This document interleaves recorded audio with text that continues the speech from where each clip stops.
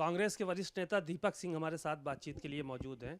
कई अहम मुद्दे हैं जिस पर उनसे हम बात करने जा रहे हैं। सर, दिल्ली में मुख्यमंत्री नहीं डिसाइड हो पा रहा है, काफ़ी दिन हुए, नतीजे आए हुए, लेकिन डिसाइड अभी तक नहीं। इसके पीछे क्या वजह मानते हैं आप?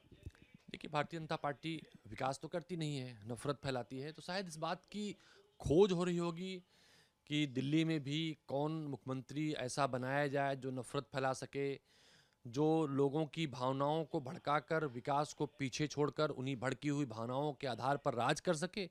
शायद इस दिन उनकी ये खोज पूरी हो जाएगी, दिल्ली को मुख्यमंत्री मिल जाएगा। कल मुख्यमंत्री योगी आदित्यनाथ ने सदन में एक बयान दिया जिसके बाद विपक्ष काफ़ी नाराज़ रहा और काफ़ी हल्ला गुल्ला भी हुआ। उन्होंने कहा कि आप अपने बच्चों को अंग्रेज़ी पढ़ाना चाहते हैं और किसी दूसरे समाज के बच्चे को उर्दू पढ़ा के कठमुल्ला बनाना चाहते हैं। इस तरह की बयान आया, उसके बाद काफ़ी आपत्ति लोगों ने जताई। मैंने पहले कहा, दिल्ली में इसी तरह के मुख्यमंत्री की खोज है। मुख्यमंत्री ने भी कहा कि जो शिक्षा की व्यवस्था ग्रामीण स्तर पर होनी चाहिए वो नहीं हो पाई है। 7 साल तक सरकार चलाने वाला मुख्यमंत्री अगर इस बात को स्वीकार करता है तो वो अपनी असफलताओं पर मुहर लगाता है।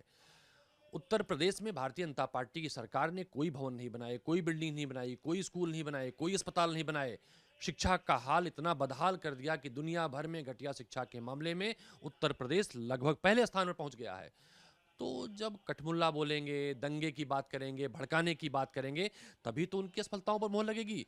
तभी तो ये चीज़ें छुप जाएंगी। उत्तर प्रदेश में 7 साल रहने वाला मुख्यमंत्री कोई अच्छे स्कूल नहीं खोल सका है, शिक्षा के स्तर में सुधार नहीं कर सका है। कठमुल्ला जैसे शब्द को यूज करके उस पर पर्दा डालने का काम किया। एक आखिरी सवाल ये था, राज्यपाल ने कल पूरा अभिभाषण नहीं पढ़ा, शुरू का पन्ना पढ़ा और आखिर का पन्ना पढ़ा। ये कहा, सत्ता पक्ष के लोगों ने कहा कि चूंकि हंगामा हो रहा था इसलिए जो है वो नहीं पढ़ पाए। आप इसके पीछे क्या वजह मानते हैं, क्योंकि हंगामा तो हमेशा हुआ और राज्यपाल ने हमेशा पूरा अभिभाषण पढ़ा। देखिए, मैं ये मानता हूँ, सदन हंगामे के लिए नहीं, सदन चर्चा के लिए होता है। सदन की जो अगुआ हैं, सदन सरकार की जो संचालन करता है वो राज्यपाल महोदय होते हैं। ये सरकार राज्यपाल की होती है। सदस्यगण जब बोलते हैं तो राज्यपाल की सरकार को, राज्यपाल जब अभिभाषण पढ़ते हैं तो वो कहते हैं हमारी सरकार। तो मुझे लगता है उनके द्वारा पढ़ा गया अंश ही सत्र के आसपास होता है। तो सरकार नई परंपरा न डाले और विपक्ष ऐसे मौक़ों पर हंगामा ना करे जिससे उनकी अपनी बातें दब जाएं। उत्तर प्रदेश में बहुत सारे मुद्दे हैं। सरकार की असफलताओं को जनता तक लाने के लिए किसानों की आय दुगनी करने की बात की थी, घट गई।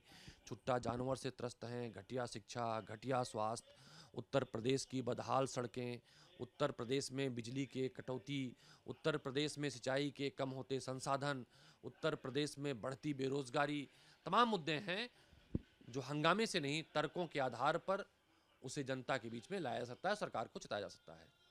बहुत बहुत शुक्रिया। आपने दीपक सिंह को सुना, तमाम मुद्दों पर उन्होंने बात की और कहा कि सरकार, सदन जो है वो जनता के मुद्दों के लिए होता है और इसको विपक्ष को उठाना चाहिए। कैमरामैन मेहदी हसन के साथ सीमा अब नकवी, भारत समाचार, लखनऊ।